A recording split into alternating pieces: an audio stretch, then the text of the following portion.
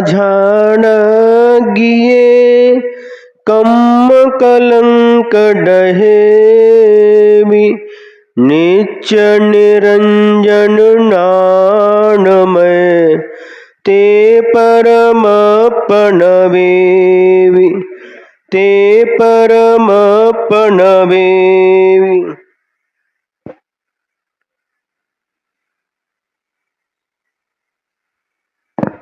दोहा सूत्र नंबर 11।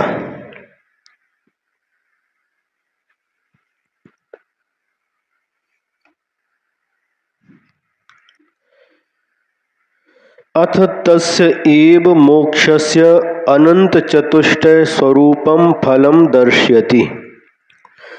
जो शिष्य ने गुरु महाराज से प्रश्न किया था मोक्ष का स्वरूप क्या है, मोक्ष प्राप्ति का उपाय क्या है और मोक्ष का फल क्या है, तो अब इस दोहा सूत्र में मोक्ष का फल दिखाते हैं। दंसनु नानु अनंत सुहु समो न तुट्टै जासु सो पर सासौ मोक्ष फलु बिज्जौ अत्थिनतासु। दर्शनम ज्ञानम अनंत सुखम सम्यम न तृप्यति यस्य तत्परम शाश्वतम मोक्ष फलम द्वितीयम अस्ति न तस्य। क्या कह रहे हैं? यस्य यानी जिस मोक्ष के धारक अर्थात जिसने मोक्ष प्राप्त कर लिया है, ऐसे उस आत्मा के, शुद्धात्मा के दर्शनम ज्ञानम अनंत सुखम, है ना, अनंत दर्शन, अनंत ज्ञान, अनंत सुख और अनंत वीर, इन अनंत चतुष्टयों को आदि लेकर के अनंत गुणों का समूह जो सिद्ध भगवान के प्रकट हो जाता है, तो संयम न त्रुट्यति, एक समय मात्र भी वह टूटता नहीं है, वह नाश को प्राप्त नहीं होता। समय का मतलब क्या होता है? जो काल द्रव्य है उसके सबसे छोटी इकाई का नाम समय होता है। एक सेकंड में भी असंख्यात समय हो जाते हैं। तो जो सिद्ध भगवान इन अनंत चतुष्टय को प्राप्त कर लेते हैं, अनंत गुणों का समूह जिनके प्राप्त हो जाता है, वह एक समय के लिए भी वह नष्ट नहीं होता। तस्य उस शुद्धात्मा के तत् वही परम शाश्वतम फलम, वही हमेशा रहने वाला मोक्ष का फल है। समझ में आया? 4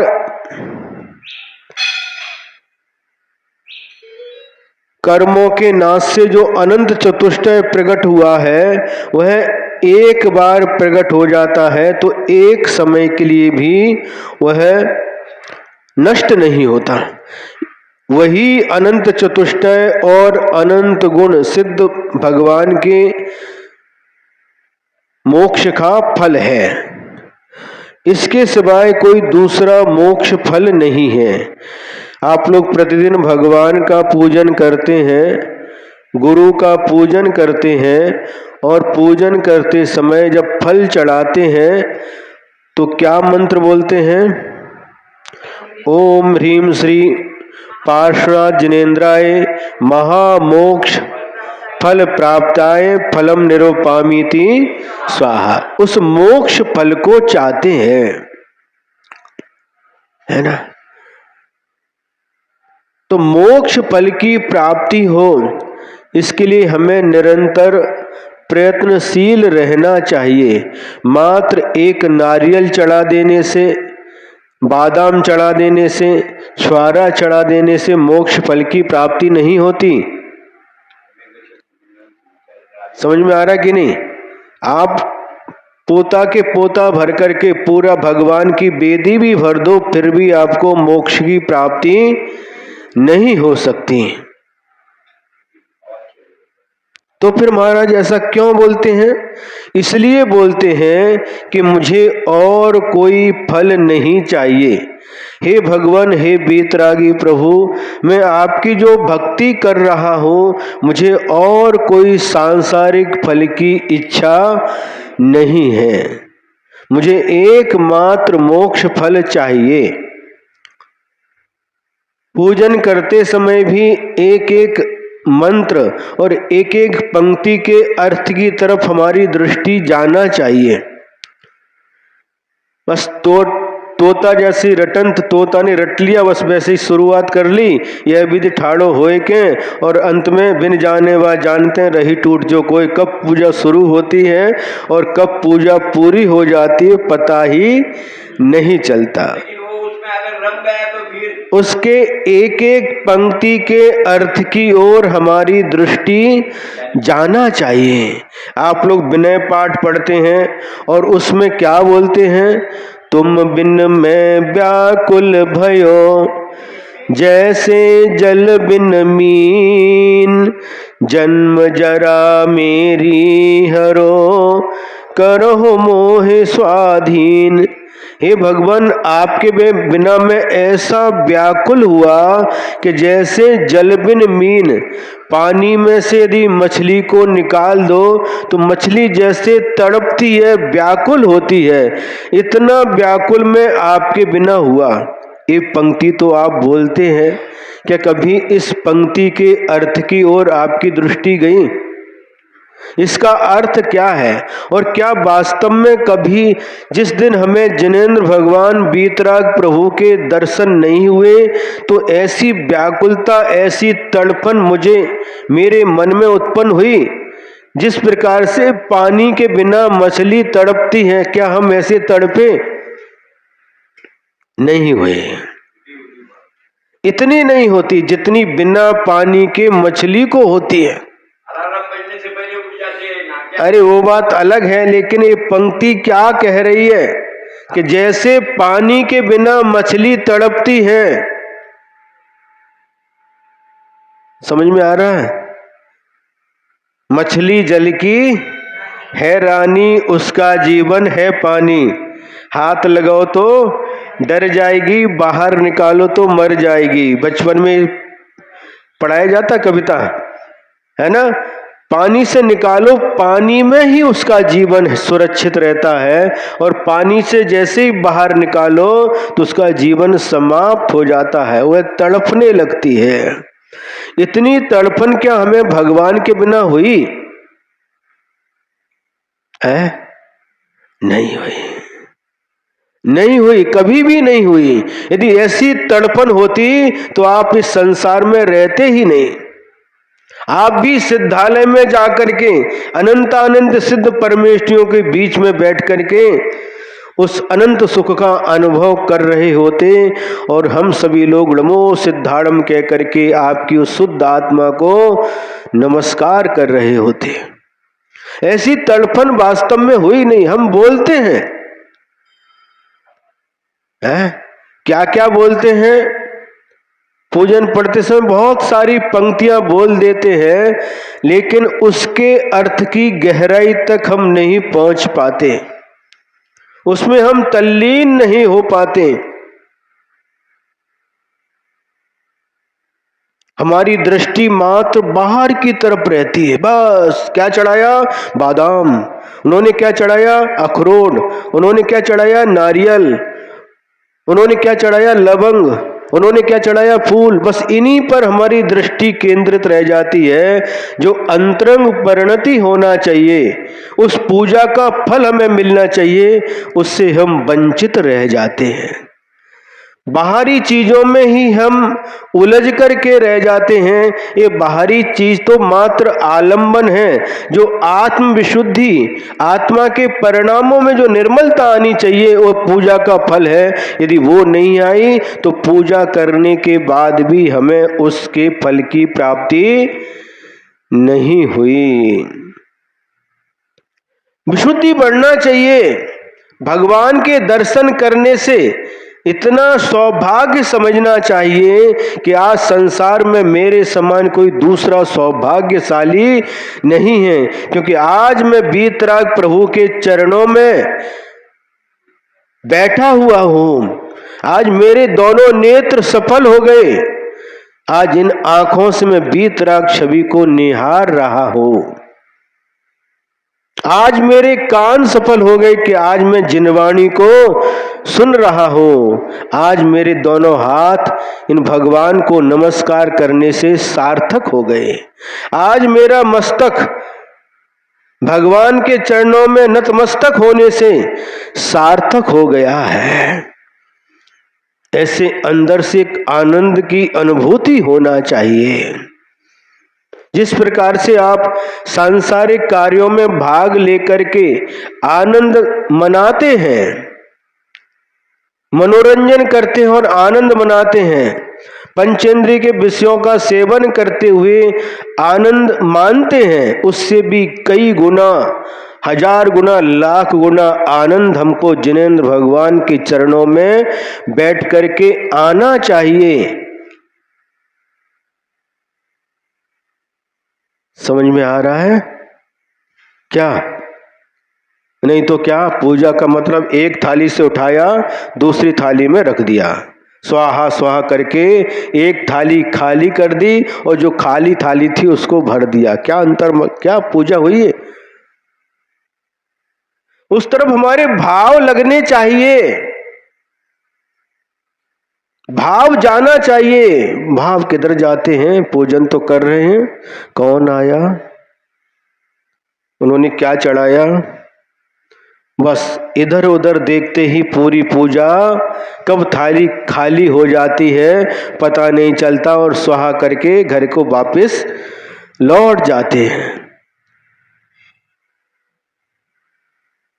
मैं किसी की आलोचना नहीं कर रहा हूं, मैं किसी की आलोचना करने के लिए नहीं बैठा हूं, लेकिन मैं वास्तविकता को बता रहा हूं।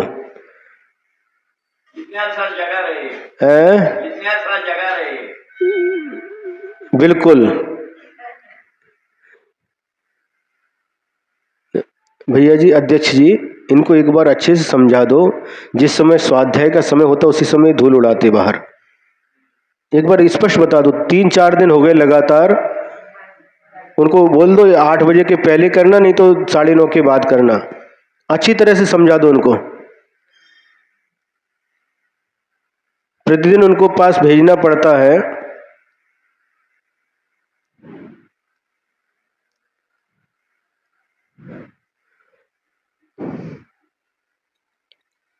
तो कह रहे इसमें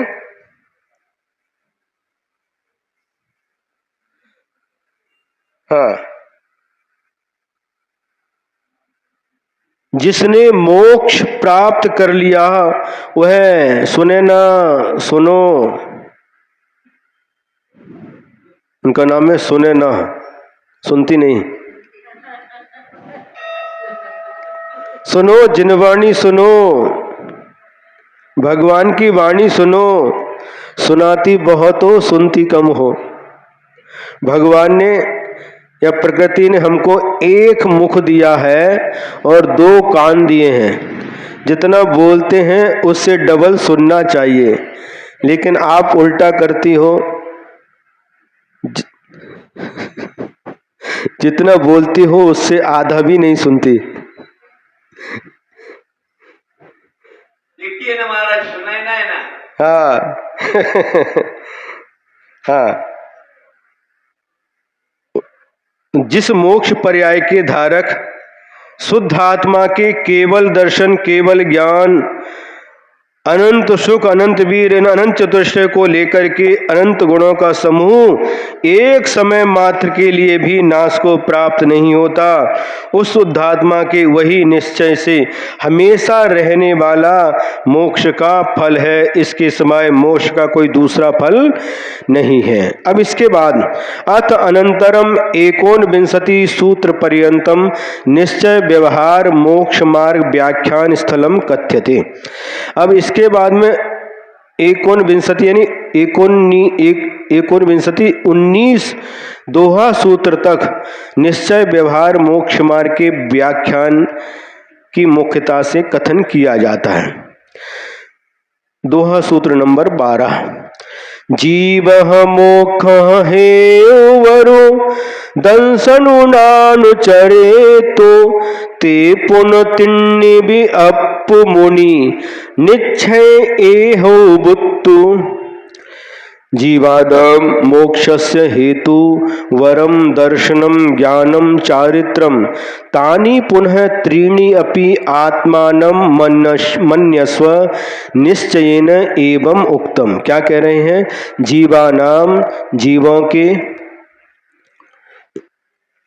मोक्षस्य हेतु जो मोक्ष के कारण है वह वरम यानी उत्कृष्ट सर्वोत्कृष्ट, दर्शनम ज्ञानम चारित्रम, सम्यक दर्शन सम्यक ज्ञान और सम्यक चारित्र यही तीनों मोक्ष के कारण हैं।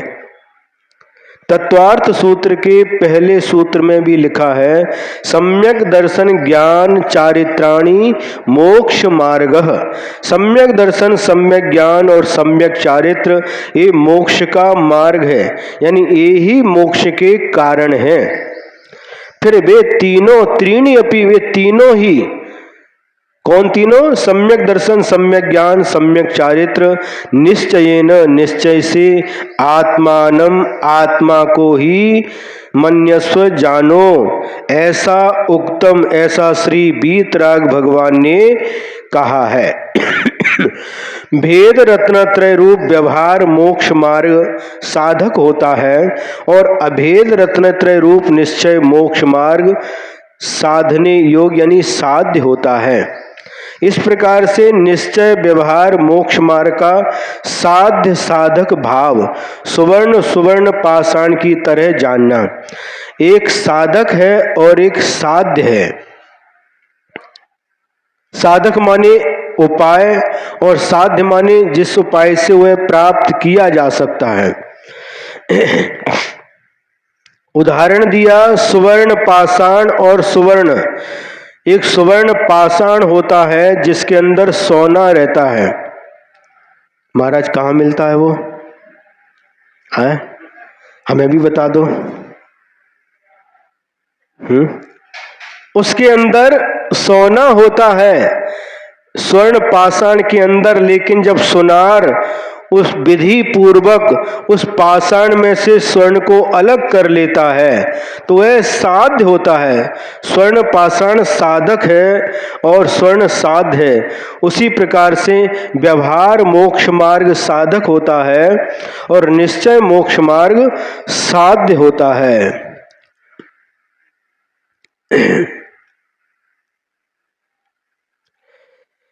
द्रव्य संग्रह में भी यही बात कही गई है कि सम्यक दर्शन सम्यक ज्ञान सम्यक चारित्र ये तीनों ही व्यवहार न कर मोक्ष के कारण जानना और निश्चय से उन तीन में अपनी आत्मा ही मोक्ष का कारण है। व्यवहार से सम्यक दर्शन सम्यक ज्ञान सम्यक चारित्र रूप रत्नत्रय मोक्ष का कारण है और निश्चय से इस रत्नत्रय में परिणत हुआ अपनी आत्मा ही मोक्ष का कारण है। अथ निश्चय रत्नत्रय परिणतः निज शुद्धात्मा एव मोक्ष मार्गो भवति इति प्रतिपाद्यति। वही बात कह रहे हैं कि निश्चय रत्नत्रय में परिणत अपनी शुद्ध आत्मा ही मोक्ष मार्ग होता है। पेक्षई जानई अनुचरई अप्यम अपौजोजी दंसनु नानुचरित जीव मोकह कारण सोजी। पश्यति देखता है, जानई यानी जानाति जानता है, अनुचरई अनुचरति आचरण करता है। कौन?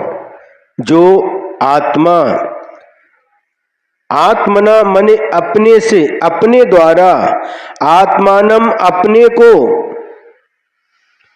अपने द्वारा अपने को देखता है अपने द्वारा अपने को जानता है, अपने द्वारा अपना आचरण करता है।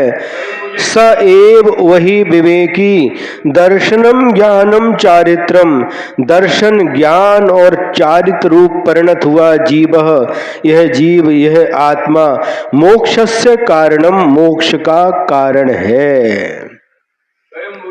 स्वयं में, बिल्कुल स्वयं में अपनी आत्मा, आत्मा ही कर्ता बनता है। आत्मा ही अपनी आत्मा को, अपनी आत्मा से अपनी आत्मा को प्राप्त करने के लिए जानता है, देखता है, आचरण करता है। जिसको जो चाहिए वह उसी के लिए प्रयत्न करता है। समझ में आ रहा है? मान लीजिए आपने देख लिया सोने की दुकान पर एक सोने का हार देख लिया और आपके मन में वह हार बैठ गया। देखने के बाद में मन में इच्छा जागृत हो गई, ये हार मला पाहिजे, ये हार मुझे चाहिए। अब आप क्या करते हैं? घर में जब पतिदेव आते हैं उनसे कहते हैं, क्या कहते हैं डॉक्टर साहब? नहीं वैसा नहीं मार, सुनो तो, अरे सुनो सुनो, अरे सुनो सुनो सुनो सुनो सुनो सुनो, ऐकून घ्या। हमको वह हार चाहिए। क्या कहा? मुझे वह हार चाहिए। डॉक्टर साहब बोलते भी थोड़ा रुको, बाद में देखेंगे। लेकिन मन में प्रतिदिन वही विचार आता है कि वह हार मुझे चाहिए। डॉक्टर विजय जी से बार बार बोलते हैं, लेकिन बोलते थोड़ा रुको, बाद में देखेंगे। अरे थोड़ा रुको, थोड़ा रुको, थोड़ा रुको, रुकते रुकते कितना समय हो गया। और बेटा भी डॉक्टर यदि संगमनेर से आ जाता है तो उसको भी यही बोलते हैं, बेटा मुझे वह हार चाहिए। और माहिर में जाते हैं, मायके में जाते हैं, तो मायके में भी भाई से या मम्मी पापा से मुझे वो हार चाहिए। और यदि वह हार नहीं मिल पाता तो जो भी मिलता है, जो भी मिलता है पैसा माता पिता से उसको इकट्ठा करते रहते हैं। घर से जो मिलता है, पति से, बच्चों से, वो सब इकट्ठा करते रहते हैं। और कभी सब्जी खरीदने के लिए भी जो पैसा मिलता है, 500 रुपये मिलते हैं और उसमें से 300 रुपये की सब्जी खरीदते, 200 रुपये। और धीरे धीरे करके बस एक ही मन में लगन है कि वह हार किसी भी प्रकार से मुझे चाहिए। दिन रात उसी के बारे में सोचते हैं, वो हार मुझे कैसे मिलेगा, उसी की चिंता करते हैं। करते कि नहीं? बस ठीक उसी प्रकार से यहाँ पर कह रहे हैं, जिसको मोक्ष चाहिए तो उसी के बारे में गुरु महाराज से पूछता है। वह जाकर के ये नहीं पूछता कि हमारी दुकान कैसे चलेगी, हमारा पैसा डबल हो जाए, हमें आशीर्वाद दे दो, हमारे बच्चे की शादी हो जाए, आशीर्वाद दे दो, हमारे संतान की प्राप्ति हो। कुछ नहीं चाहेगा, क्योंकि उसे मात्र एक मोक्ष के प्रति लगन लगी हुई है। वो किसी से चर्चा करेगा तो मोक्ष की ही चर्चा करेगा। गुरु महाराज से आशीर्वाद मांगेगा तो भगवान मुझे कुछ नहीं चाहिए, मुझे तो मात्र मोक्ष चाहिए और कुछ नहीं चाहिए। पूजन करते समय मोक्ष फल प्राप्त है, फलम निर्वपामीति स्वाहा करके फल चढ़ा देते हैं, लेकिन मांगते कुछ और है। मन में विचार कुछ और रहता है, चाहत कुछ और रहती है, लेकिन ऊपर ऊपर से मोक्ष फल प्राप्त है, फलम निरुपामति स्वाहा करते रहते हैं। समझ में आ रहा कि नहीं है? हंस क्यों रहे हैं? महाराज अब बिल्कुल ठीक बोल रहे आप हैं, लेकिन मांगने से मिलता नहीं। यदि मांगने से मोक्ष मिल जाता तो आज संसार में कोई नहीं रहता, सभी मोक्ष में सिद्ध भगवान बन गए होते। लेकिन चरित्र जो पालन करता वो पहुंचता ना महाराज, लेकिन मांगने से नहीं मिलता। हाँ, मांगने से मिलता नहीं, पुरुषार्थ करने से मिलता है। तो जो अपनी आत्मा को अपनी आत्मा से अपनी आत्मा को प्राप्त करने के लिए देखता है, जानता है, आचरण करता है ना,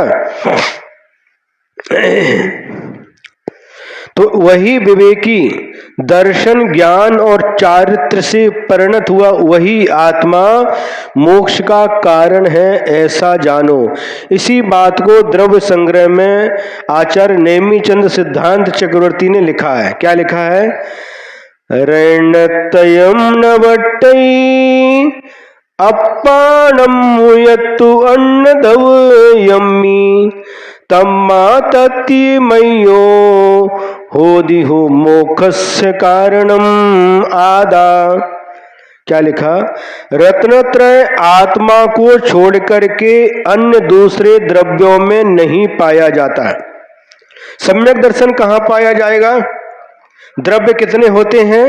6। जीव द्रव्य, पुद्गल द्रव्य, धर्म द्रव्य, अधर्म द्रव्य, आकाश द्रव्य और काल द्रव्य। इन 6 द्रव्यों में कहीं पर भी वह रत्नत्रय नहीं पाया जाता। आत्मा को छोड़ करके, जीव द्रव्य को छोड़ करके अन्य 5 द्रव्यों में कहीं पर भी न सम्यक दर्शन है, न सम्यक ज्ञान है, न सम्यक चारित्र है। ये तीनों ही आत्मा में पाए जाते हैं, है ना। आत्मा को छोड़ करके रत्नत्रय अन्य किसी द्रव्य में नहीं पाया जाता। इसलिए मोक्ष का कारण उन 3 मई निज आत्मा ही है। रत्नत्रय से परिणत, रत्नत्रय में लीन हुआ यह आत्मा ही मोक्ष का कारण है। अथ भेद रत्नत्रयात्मकम व्यवहार मोक्ष मार्गम दर्शयति। अब भेद रत्नत्रयात्मक व्यवहार मोक्ष मार्ग को दिखाते हैं। जम बोलई बवहारुनो दंसनु नानुचरितु तम परिया नहीं जीव तुहु जे पर होई पवित्रु। यद ब्रूते व्यवहारनयः दर्शनम ज्ञानम चारित्रम तत्परिजानीहि जीव त्वम एन परः भवसि पवित्रः। क्या कह रहे हैं? 14 नंबर का है ना। हाँ, यत माने जो, व्यवहार नया, हे जीव व्यवहार नय, यत माने जो, दर्शनम ज्ञानम चारित्रम, दर्शन ज्ञान चारित्र इन तीनों को कहता है। तत् उस व्यवहार रत्नत्रय को त्वम तू परिजानी ही जान, येन जिससे परह पवित्रम वह उत्कृष्ट पवित्र भवसी होवे। 2 प्रकार के रत्नत्रय हैं, एक व्यवहार रत्नत्रय और एक निश्चय रत्नत्रय। व्यवहार रत्नत्रय परंपरा से मोक्ष का कारण है और निश्चय रत्नत्रय साक्षात मोक्ष का कारण है। लेकिन बिना व्यवहार रत्नत्रय को स्वीकार किए कभी भी निश्चय रत्नत्रय की प्राप्ति नहीं हो सकती। पहले व्यवहार को स्वीकार करना पड़ता है, उसके बाद ही निश्चय की प्राप्ति होती है। समाज में एक ऐसा भी समूह है जो व्यवहार को मानता नहीं, मात्र निश्चय निश्चय निश्चय करता रहता है। उनको ये पता नहीं कभी व्यवहार के बिना निश्चय की प्राप्ति नहीं हो सकती। बिना फूल के कभी भी फल की प्राप्ति नहीं हो सकती। क्यों? क्या नाम है आपका? नीलेश जी। बिना फूल के कभी भी फल की प्राप्ति नहीं हो सकती। गर्मी का समय है और आप गए कहाँ? आम के बगीचे में और आपने देखा बहुत प्रकार के आम लगे हुए हैं और आपने क्या किया, जो केसर आम है उसको चुन चुन करके लेकर के आ गए और घर में अपनी धर्म पत्नी को कहा कि आज आम रस बनाओ और पूरण पोली है, धोंडा का महीना है। अब वो धोंडा होना था, वो तो हो गया। अब घर में ही आम का रस आणि पूर्णाची पोड़ी बनाया। उन्होंने बना करके आपके सामने ला करके रख दिया और आपने खा लिया, उस आम का आनंद लिया। लेकिन हम आपसे पूछते हैं, आपने वह आम तो बगीचा से लेकर के आ गए, लेकिन क्या डायरेक्ट उस पेड़ के ऊपर आम आया? नहीं आया। पहले आम आने के पहले मोहर आती है। मोहर बोलते, छोटे छोटे फूल आते सफेद, क्या बोलते उसको? मोहर। पहले मोहर आते हैं, बाद में उसको छोटे छोटे फूल रहते हैं और उसी फूल से पहले छोटा सा फल उत्पन्न होता है, बिल्कुल छोटा सा, और फिर धीरे धीरे वो फल बड़ा होता जाता है, बड़ा होता जाता है और फूल वहां पर जहां से फल उत्पन्न हुआ वहीं पर चिपक करके रह जाता है या झड़ जाता है। तो बिना फूल के जिस प्रकार से फल की प्राप्ति नहीं हो सकती। कहाँ जा रहे कासलीवाल जी? वीर प्रतिदिन आता है, आप भी कभी कभी सुन लिया करो। क्या? बिना फूल के फल की प्राप्ति नहीं हो सकती। उसी प्रकार से बिना व्यवहार के निश्चय की प्राप्ति नहीं हो सकती। एक भी ऐसा पेड़ नहीं मिलेगा, चाहे वह केसर आम हो, चाहे लंगड़ा हो, चाहे लूला हो, चाहे हाफूस हो, है, चाहे बादाम हो, है, चाहे पायरी हो, चाहे दशहरी हो, आम की कई, चाहे देसी हो चाहे कलमी हो, बहुत प्रकार की क्वालिटी आम की आती है। कोई भी आम ऐसा नहीं है, आम का तो उदाहरण दे रहे हैं, ऐसा कोई भी फल नहीं है जो फूल के पहले आ जाए, पहले फल आ जाए बाद में फूल आए, ऐसा हो ही नहीं सकता। तो ये क्रम है। उसी प्रकार से बिना व्यवहार के निश्चय की प्राप्ति नहीं हो सकती। पहले व्यवहार मोक्ष मार्ग होता है, उसके बाद में जब व्यवहार मोक्ष मार्ग से हम ऊपर उठ जाते हैं, उसके बाद निश्चय मोक्ष मार्ग होता है। ये नियम है, शास्त्र मध्ये लिहिलेला आहे।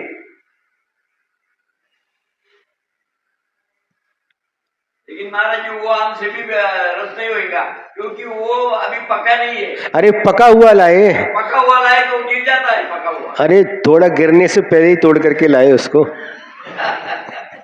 गिरने वाला था, अभी 1-2 दिन गिरने को बाकी थे, उसके पहले ही तोड़ करके लाए। 1-2 दिन घर में रख दिया तो उनको तुरंत लगता था ना। अरे एक तो उदाहरण है, ये तो मात्र उदाहरण है। उदाहरण के माध्यम से हम विषय को समझाना चाह रहे हैं। उसी प्रकार से दूध से घी बनता है, बनता कि नहीं? बनता है। बिना दूध के घी बन सकता क्या? तो दूध कारण है और घी उसका कार्य है। दूध साधन है, घी साध्य है। समझ में आ रहा कि नहीं? उसी प्रकार से व्यवहार सम्यक दर्शन, व्यवहार सम्यक ज्ञान, व्यवहार सम्यक चारित्र एक कारण है और निश्चय सम्यक दर्शन, निश्चय सम्यक ज्ञान, निश्चय सम्यक चारित्र एक कार्य है। जब दीक्षा कोई भव्य आत्मा दीक्षा लेता है तो गुरु महाराज दीक्षा देते संस्कार करते हैं, तो वहां पर क्या व्यवहार मोक्ष मार्ग ही होता है। 5 पापों का आजीवन के लिए त्याग, 28 मूलों का पालन, ये व्यवहार मोक्ष मार्ग है। गुरु महाराज निश्चय मोक्ष मार्ग नहीं दे सकते, उपदेश दे सकते हैं, लेकिन पुरुषार्थ करके वह श्रमण स्वयं निश्चय मोक्ष मार्ग को प्राप्त करता है। व्यवहार मोक्ष मार्ग, व्यवहार रत्नत्रय गुरु के माध्यम से प्राप्त हो जाता है। फिर उसके बाद में ये तो फूल है बेटा, फूल दे दिया, अब फल की प्राप्ति तुम्हें ही करना पड़ेगा, पुरुषार्थ तुम्हें करना पड़ेगा। जब गुरु महाराज जी ने हम लोगों के लिए दीक्षा दी तो उन्होंने कहा हमारा जो काम था वो हमने पूरा कर दिया, अब आपका काम प्रारंभ होता है। हमको जो करना था वो कर दिया, अब आगे का काम आपका। हाँ, मार्गदर्शन मैं देता रहूंगा, लेकिन करना आपको पड़ेगा। रास्ता हमने दिखा दिया, मंजिल भी बता दी, लेकिन कदम तो आपको ही बढ़ाने पड़ेंगे।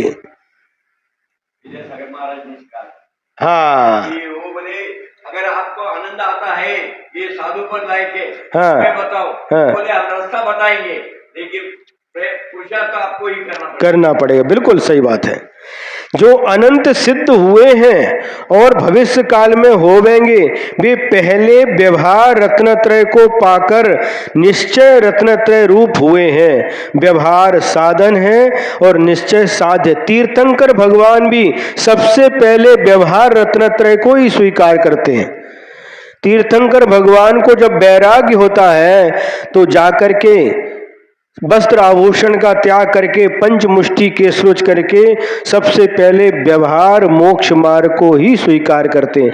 जब तीर्थंकर भगवान जो मोक्ष मार्ग के नेता हैं, सब भव्य जीवों के लिए उसका उपदेश देने वाले हैं, वह भी जब व्यवहार मोक्ष मार्ग को पहले अपनाते हैं तो आज जो निश्चय रटते रहते हैं उन्हें कभी भी मोक्ष मार्ग की प्राप्ति हो ही नहीं सकती, क्योंकि क्रम यही है। इसी क्रम से चलेंगे तभी मोक्ष मार्ग की प्राप्ति हो सकती है। अब आगे आचार्य महाराज क्या कह रहे हैं? दब्बह जानई, यही है ना?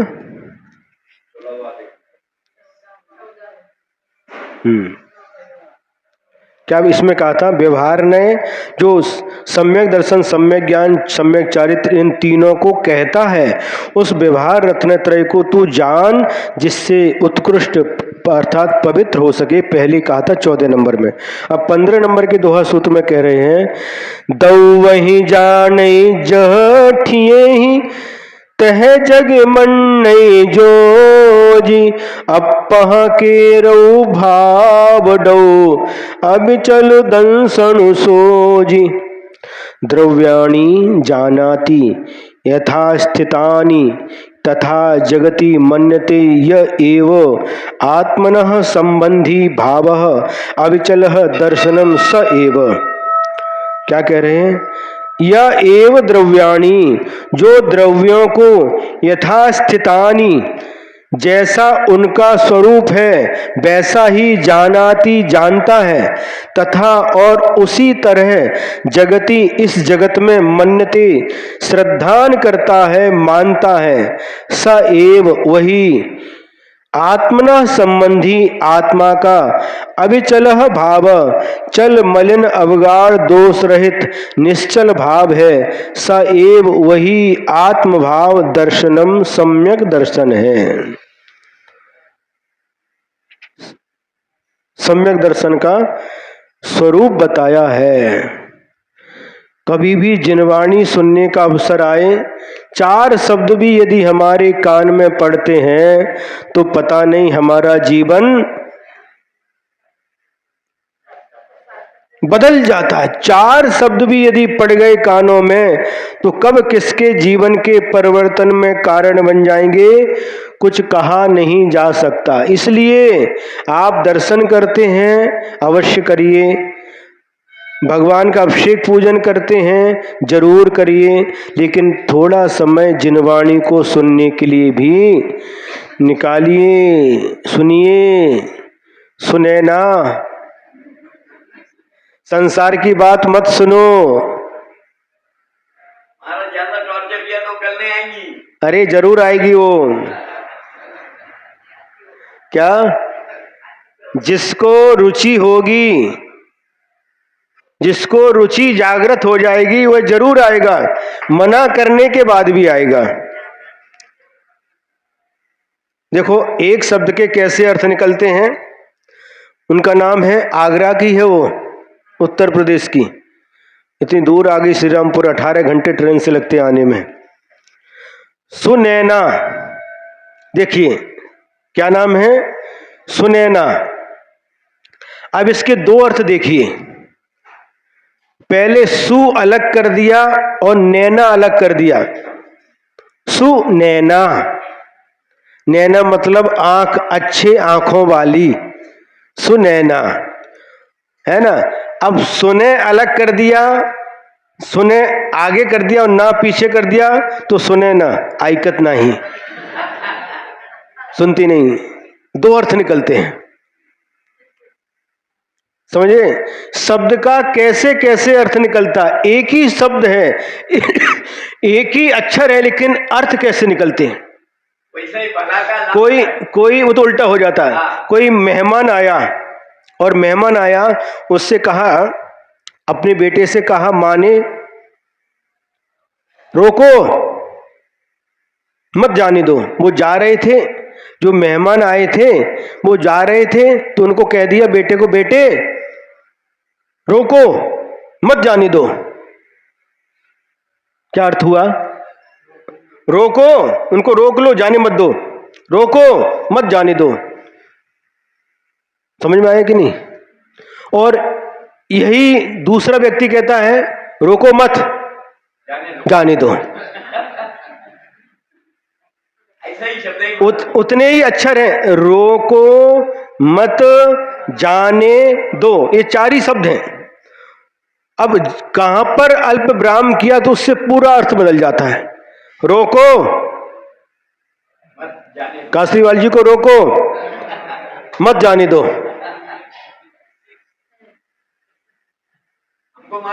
सुनो तो, रोको मत जाने दो, उनको रोक लो, जाने मत दो।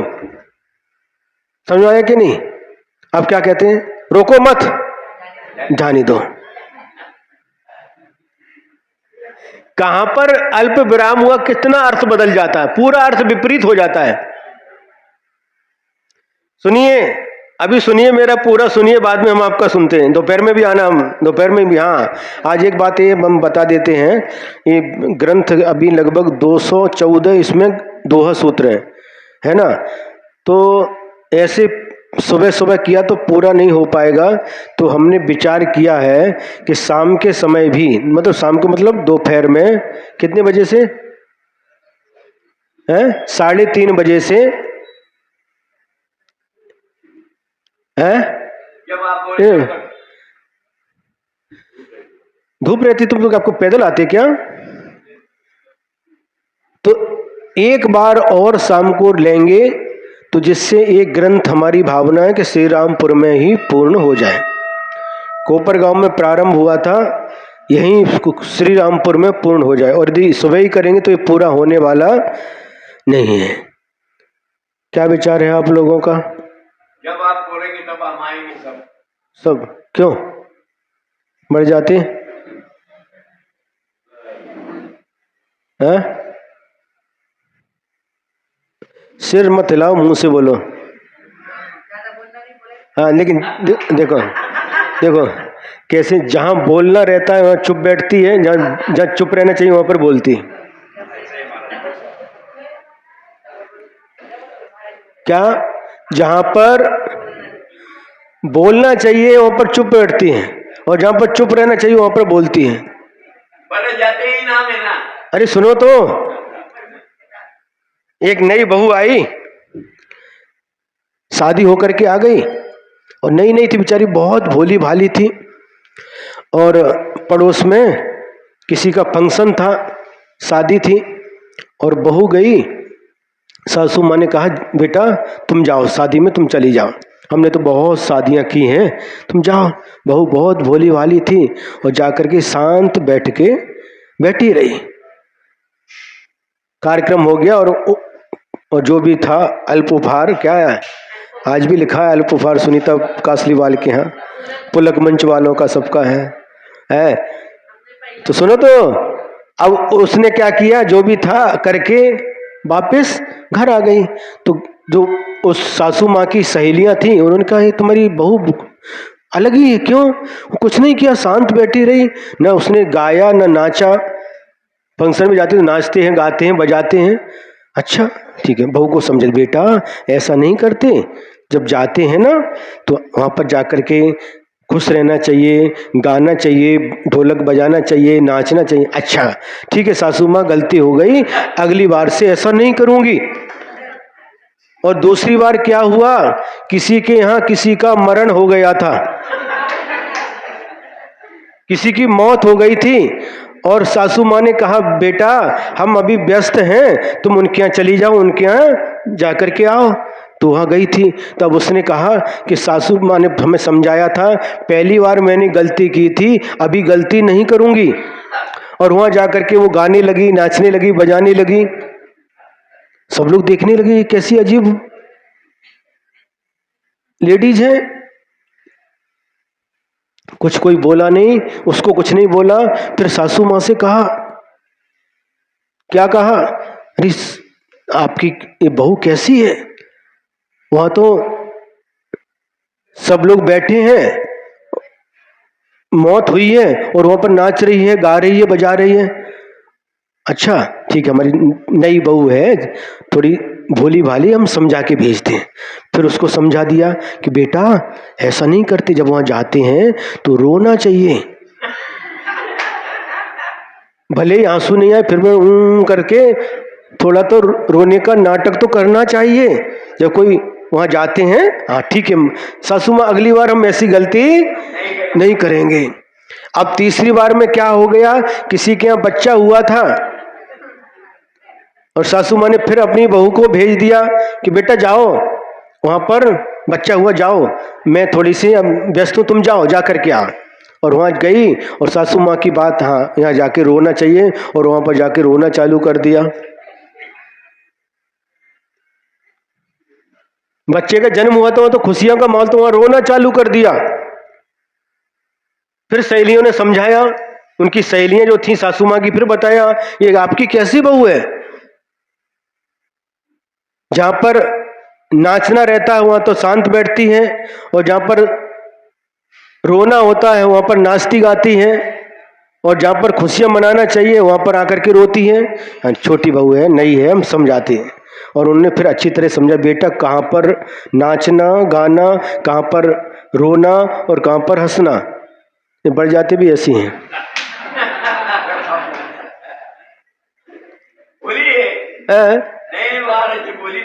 बोली नहीं, उदाहरण इनके लिए दिया। उन्होंने कहा महाराज आपने कहा चुप होने के लिए, जहाँ चौके में जब आहार देते समय चुप रहना चाहिए, वहां पर बहुत बड़बड़ बड़बड़ बड़बड़ बड़बड़ चालू रहते हैं।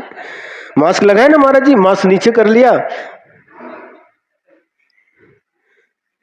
तो वहां पर चुप रहने के लिए कहा, जब बोलने के लिए कहा महाराज आपने कम बोलने के लिए मना किया।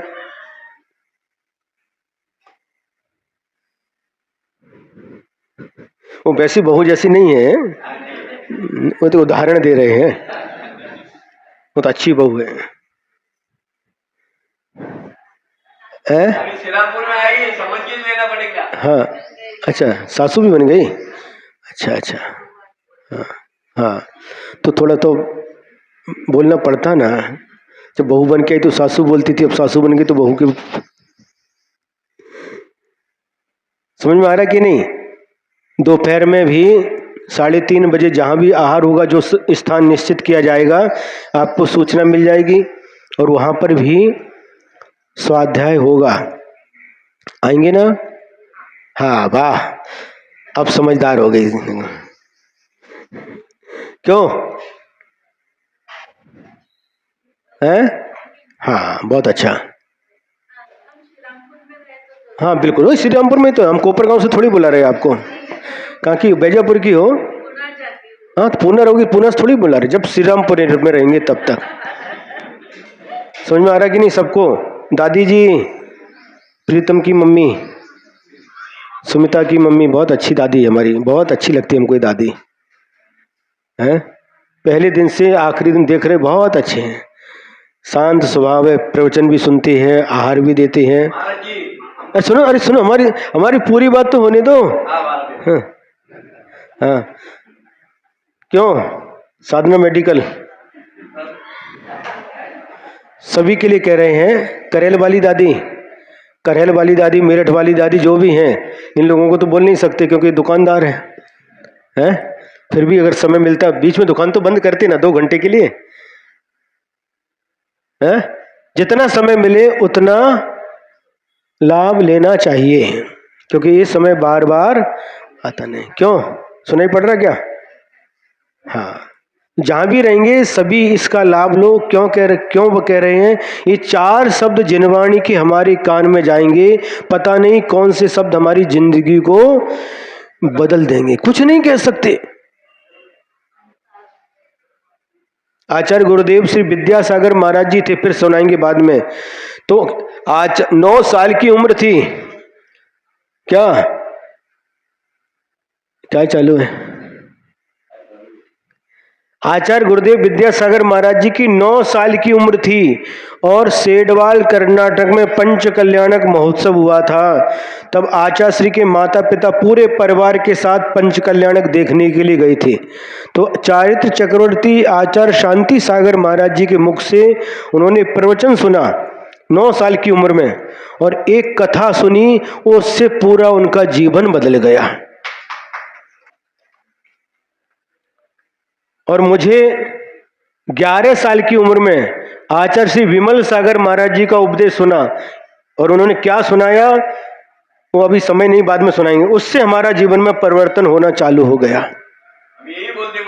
इसलिए कब किसके जीवन में कौन से शब्द का परिवर्तन हो जाए, कौन से शब्द उसके जीवन में क्रांति ला दे, परिवर्तन ला दे, कुछ नहीं कह सकते। इसलिए ये जिनवाणी है, जिनवाणी हमारी माँ के समान रक्षा करने वाली है। इसलिए सुनो, समझ में आए या न आए, इसमें बहुत अच्छी बात कह रहे हैं। ये सम्यक्त इदम एव सम्यक्तम चिंतामणि इदम एव कल्प वृक्षम इदम एव कामधेनु इति मत्वा भोगा कांक्षा स्वरूप आदि समस्त विकल्प जालम वर्जनीयम इति। क्या कह रहे हैं? ये सम्यक दर्शन, यही चिंतामणि रत्न है, और यही कल्प वृक्ष है, और यही कामधेनु है, ऐसा मान करके भोगाकांक्षा स्वरूप आदि समस्त विकल्प जालों को छोड़ना चाहिए। हस्ते चिंता मणिर्यस्य ग्रहे यस्य श्रुद्रुमः कामधेनुर्धनम यस्य तस्य का प्रार्थना परा। कितनी सुंदर बात कही। जिसके हाथ में चिंतामणि रत्न है और जिसके घर के आंगन में कल्प वृक्ष है और जिसके पास कामधेनु गाय है, उसे किससे क्या मांगने की आवश्यकता है? चिंतामणि रत्न किसे कहते हैं? जो विचार करो वो प्राप्त हो जाता है। और कल्प वृक्ष से जो मांगो तुरंत, लेट, देरी नहीं है। आपने कहा हमें बंगला चाहिए, तुरंत इधर आंख उठा के देखो बंगला तैयार है। 6 साल हो गए बंगला बनाते बनाते। और कल्प वृक्ष से मांगो तुरंत, कल्प वृक्ष मला बंगला पाई जाए, तुरंत के तुरंत तैयार। अरे सुनो तो, तुरंत कल्प वृक्ष किसे कहते हैं? जो मांगो तुरंत मिलता, देर नहीं, पलक झपकने की देर नहीं, तुरंत बनकर के तैयार है। आपने कहा हमको 9 लखा हार चाहिए, बस तुरंत सामने हाजिर है। तो जिसके हाथ में चिंतामणि रत्न है, जिसके घर के आंगन में कल्प वृक्ष है और जिसके द्वार पर कामधेनु गाय है, उसे किससे क्या मांगने की आवश्यकता है? कुछ भी मांगने की आवश्यकता नहीं है। यहां पर क्या कहा है? कि वही सम्यक दर्शन चिंतामणि रत्न है, वही सम्यक दर्शन कामधेनु गाय है, और वही सम्यक दर्शन कल्प वृक्ष है। जिसके पास सम्यक दर्शन रूपी रत्न है, फिर उसे संसार में किसी से कुछ मांगने की आवश्यकता नहीं होती। कितनी सुंदर बात कही है। चाहिए क्या?